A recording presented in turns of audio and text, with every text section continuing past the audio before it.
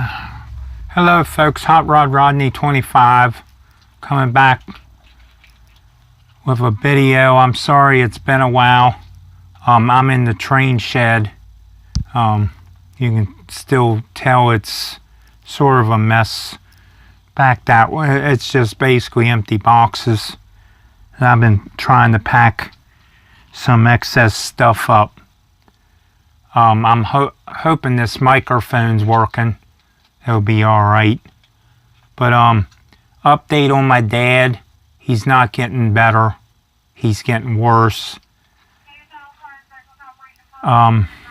He's lost a lot of weight. Basically,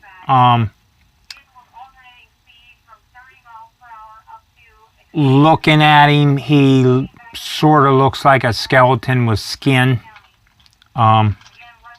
That's basically what, what you look like when you've lost a lot of weight and not responsive and everything. He's on the pain patch and the morphine stuff, and so he's sleeping a lot. Once that kicks in, like 10 minutes, I think the nurse told us from hospice, it only takes like 10 minutes to kick in, and it makes you sleep a lot. So he's just somewhere in another world. His breathing kind of functionates. I guess that's a word. I can't say it, but anyway, it, goes a little bit fast once in a while and then slows down normal. Probably just part of the medicine and stuff, but this week has not been kind to me or my mom.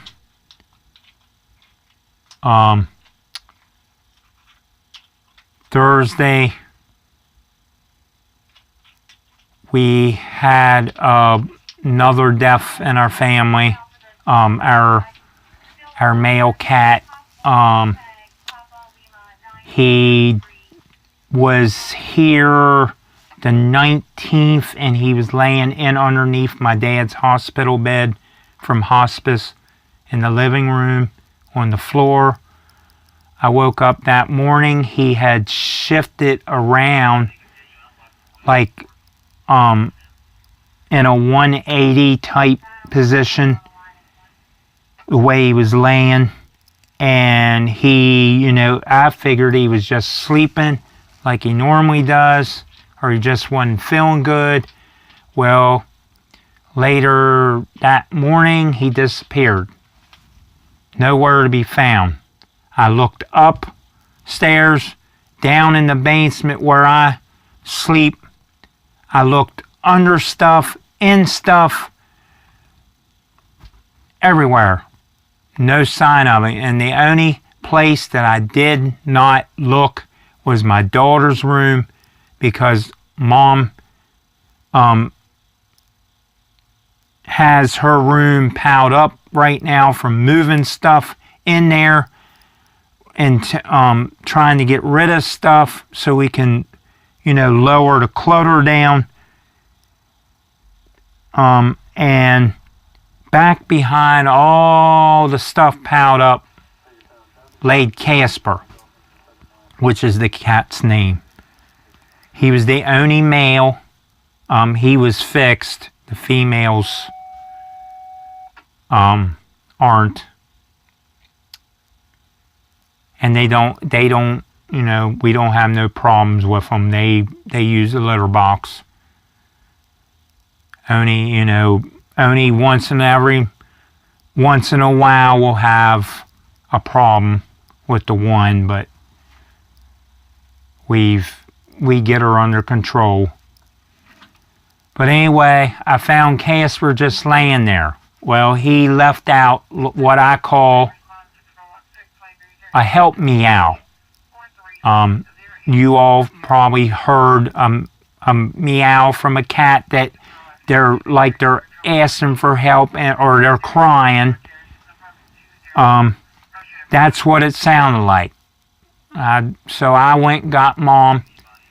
We got, I got one of the tote lids off of one of the plastic totes, put it right beside him, easily pulled him up on it, and lifted him up that way because I did not know if anything was dislocated or broke, fractured, or if he was actually in pain, that something was going to happen. Well, so I carried him to the living room. We put him in a box on a towel, which Mom and I put a heating pad on low underneath the towel, put the towel over top the heat, put the heating pad in the towel so he would feel the heat, the low heat. He did not want to stay in the box whatsoever, so I helped him out of the box after he peed in the box, which I thought, well, maybe that's a good thing. He could have had a stone.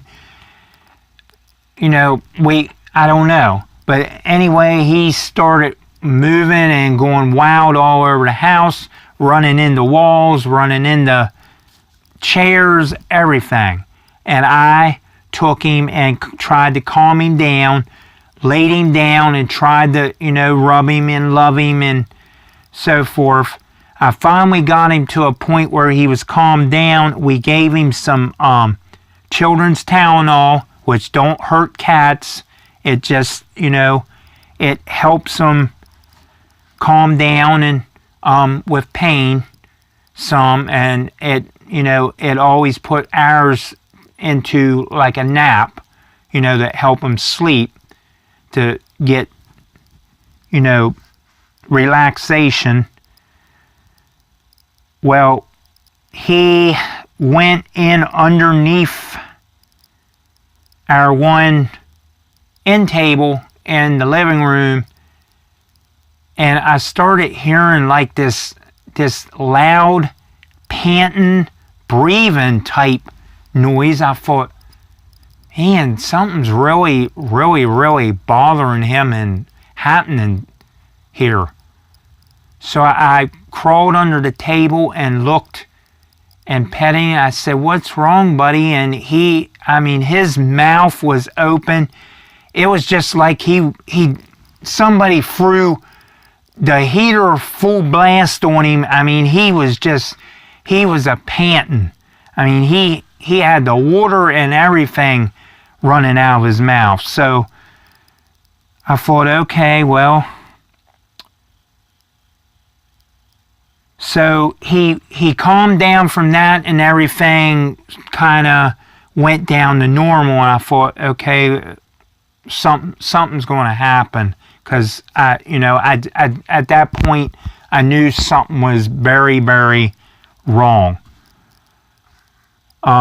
So, and I also fed him a little bit of food before that happened, guys, not after that happened. But he did eat a little bit of food, but he ate like he was starved to death. What little bit of food I didn't want to give him too much, because I didn't know if he was going to, have vomit issues or anything like that. So I just gave him a little bit of food and the gravy out of the food, so he'd have some kind of food in his system. Well, anyway, to move on, then the panting stopped. His heartbeat seemed to start coming down normal. Well, then I thought, well, I'll come out to the train shed for a while. Mom said, I'll watch him. I'll watch Dad. I can watch both of them. Well, about time I got out here and started on something, I got a text message on my phone Casper was on his way back the hallway towards Abigail, my daughter Abigail's room, but he backtracked to my uncle's room, which is the room before my daughter's room and my mom and dad's room. So he backtracked and went in between the dresser and my uncle's bed and was laying there like he was sleeping when I found him. So I got him out of there. We fixed up Abigail's room. We thought, well, you know, we're not going to be able to have him running around all night making noise and meowing and so forth. And I didn't want him to round the corner of the kitchen or the living room and go falling down the basement steps and totally, you know, wipe himself out that way and break every bone in his body. Because he didn't really have no control of his back legs. And when he started running into things, into the walls and chairs, I thought, well, he's had a stroke or possibly a heart attack or something. So rather than going to the vet because we don't have the money for the vet, and we kind of been through somewhat of this before with some of our past cats. I kind of knew what was probably going to happen. So we put him in Abigail's room. Mom said, well, let's put a litter box in and we'll put this old cat bed in there with a towel and see if you can get him into the bed and get him, you know, so he feels comfortable laying there. He did not want to be in the bed at all. So I helped him out. I picked up the bed and he kind of slid out. Well, then he got himself caught in between two totes. So I had to help him out of that. And I closed that spot up, put a baby gate across some stuff that I didn't want him to go through and go back to the spot that I originally found him at, because I didn't want him to go underneath the dresser or anything where I couldn't get to him. And I told Mom, well, the litter box is probably going to be a bad idea because he fell in it. He was trying to crawl in it, and he just fell in it, and his one leg was propped up in the air, and I helped him out of that, and I thought, well, that's a bad idea because I don't think you're going to be using the litter box. And he didn't like the bed. So he tried to crawl across the baseboard heaters to get back to that spot. That didn't work. He got in behind the tote and in between the wall on top of the heater. He fell back on his back, falling out, trying to back out. And I helped him. Of course, I got clawed right there, which I totally don't care about because, you know, he's never clawed me before. Not that much. It wasn't on purpose. I think it was just the way my hand was in position with him, and he had his claws out trying to grab, and he didn't realize it was my hand. But anyway, so he finally went under her. It's like a day bed. It's not a regular bed. It's like a day bed.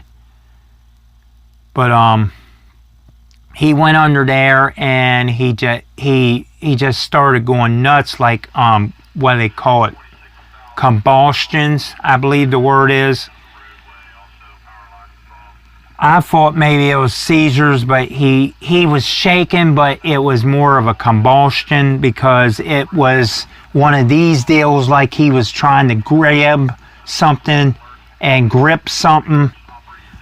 He had his tail flopping all over the place after he had calmed down from some of them.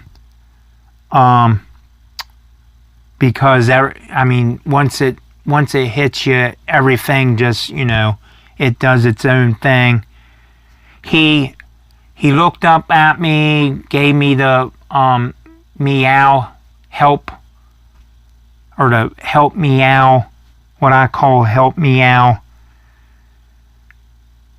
And of course I got upset because that's the way I am. When something's happening to one of my animals, they're just like a close family member. Everybody knows that if you're close to your animals, especially if they're inside with you. He went into more attacks. It upset me more. And I told Mom, I can't be in here. I'm going to bed.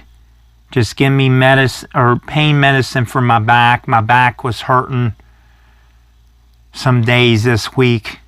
And I went to bed, and I knew he was having more attacks because up above me is her room from where I am in the basement on the back of the house. And I could hear him, going like this. It was like a banging, tapping type sound. And I knew he wasn't going to make it through the night. Yesterday morning I got up early, like between 3 and 4 something. Went in, checked on him. He was just laying there in a different position. Didn't really go through any attacks when I checked on him, but I'm guessing when he seen me, because his eyes was still able to function some, and his eyes was still a green and a blue. He was that kind of cat. He had one blue and one green eye.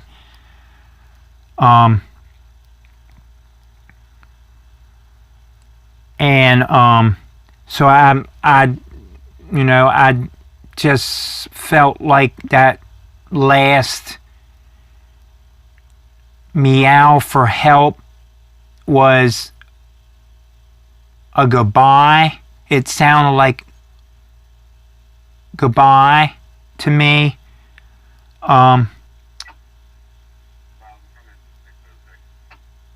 It's just the way I guess I took it and the way I heard it. It just sounded like goodbye. I'm sorry, guys.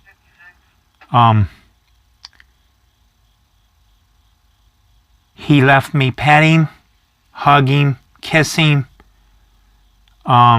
do everything that I would normally did. He kind of gave me a little wink that, it was time to let go. So I told Mom I had to go back to bed because I was upset. I went back to bed, fell back to sleep, got up around 10 something yesterday morning, helped Mom clean Dad up and get him situated.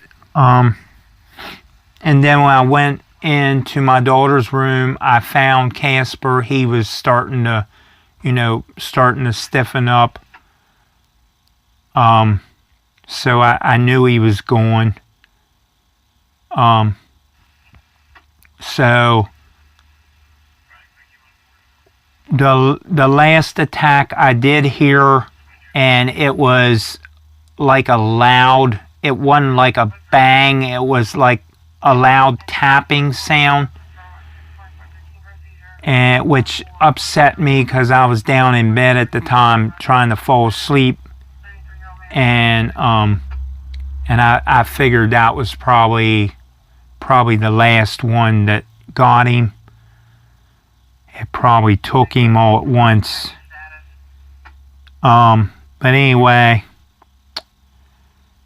so yesterday morning I buried him, and I knew it was going to upset my 13-year-old daughter because she's the one that gave him the name Casper when she was littler. She was like maybe 8, 7 or 8 at the time when we got him as a kitten. And he was a big cat. He was sort of fat a little bit, but when he was operated on, after he was operated on and was fixed, he had like, I don't know, a little bag type sack that always hung down back in that area. But I figure, it was from his operation and everything. And, he always got along fine like that. So, we didn't think any more of it. And, the vet knew he was like that when they, after the operation. We just figured it was the operation. Well, so anyway, when he was going through all them attacks, that little bag type looking fat part of him was flat and a little bit wrinkly. I'm not going to say it exploded because it wasn't open. It wasn't an open wound or nothing. But he had chewed his one I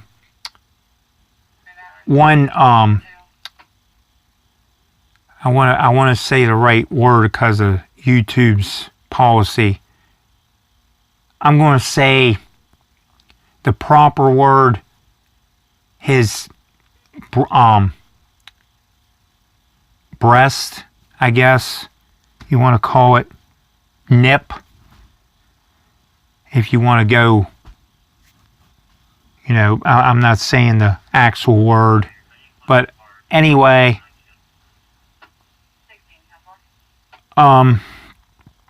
he chewed on one of them, and it was a little bit red, and all cats chew. I mean, it wasn't nothing new for our cats.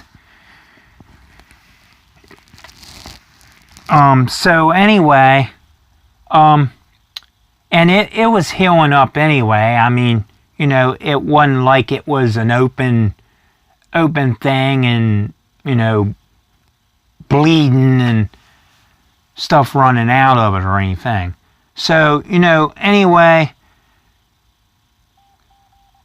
we figured he might have got took by a stroke or a heart attack or, of course, convulsions was involved. But, cats could have breast cancer. I mean, cats could have any cancer. I mean, any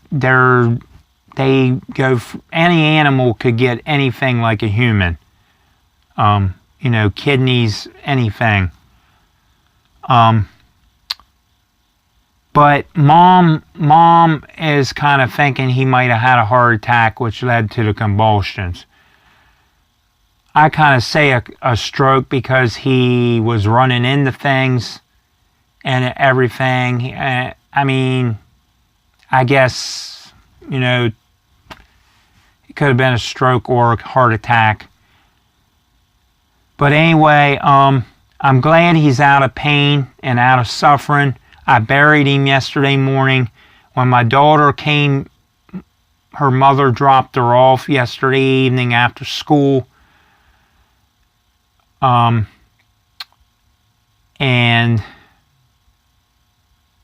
she wanted to see CASPER to see what was going on, and I had to bring her down here and explain that CASPER wasn't here with us no more. that Daddy had to get, get the hole dug because the sky was darkening up. It looked like it was going to rain, and I didn't want to wait. And, to me, or the way I am, I wanted to get it over with because it was upsetting me, and I wanted to give him complete peace to the peace that he already was receiving. So, of course, we both got upset and everything. But, who doesn't with an animal? So, anyway, that's the update on my dad. And yesterday was just not a good day at all. Like I say, my dad ain't going to pull out of this.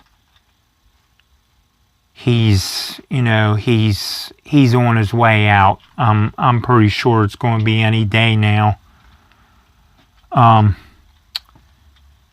Casper was a lap cat, a playful cat. He would play ball. We would set a knife up on the table, flat or spoon or fork, and he would lay there on the kitchen chair and just wait. And you never knew when he was actually going to do it, but he would get up, reach his paw, and knock that piece of silverware or straw or whatever you had laying there. He did not like it laying there, and he would knock it down onto the floor just for you to set it back up to do it again. And that was the kind of cat he was. He was the nicest gentle cat that you would ever want to own. And like I say, he was one of a kind cat that had one green eye, one blue eye. And he was just an all good cat. He would play with his sisters. He would get in fights with his sisters, which is a normal cat. But anyway, guys, that's the update on my dad. That's the update from yesterday, what was going on. My back hurt when I dug the hole for CASPER. My back completely went out of my mind. It hurt, but it went completely out of my mind. I thought I got to do this for CASPER because, I knew he would want me to put him in the ground and get it over with. For me to wait and try to keep him on the deep freeze and try to keep his body cold and everything, it just wasn't going to be one of those deals. And I didn't think my daughter was going to be able to handle any more than what I knew she was going to be able to handle. And it's best to already have him in the ground rather than have her see what was actually going on with him and so forth. And she wouldn't have never made it anyway in time because he died yesterday morning sometime after I went back to bed. But anyway, that's the update on my dad and what's been going on this week. I've been trying to slowly do things on the layout when Mom's home. She was home Thursday because of her stomach. Yesterday because of my dad and CASPER. Because she was upset over both of them. But that's the update and where we stand. I thank everybody, all my friends on here on YouTube and the railroad community for sticking by me, supporting my channel, liking my channel, commenting on my channel, the support for my dad, and the continued thoughts and prayers. And I'm going to end this video because it's after 30 or over 30 minutes, almost 31.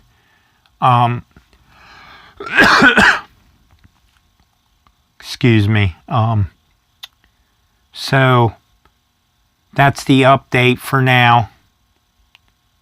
I'm sorry it had to be a upsetting, sad update, but Mom and I and my daughter will get through it somehow. Till the next video, guys, I'm going to say it again. Thanks for the support on my channel. Standing behind me, and thoughts and prayers continued from my dad and my family.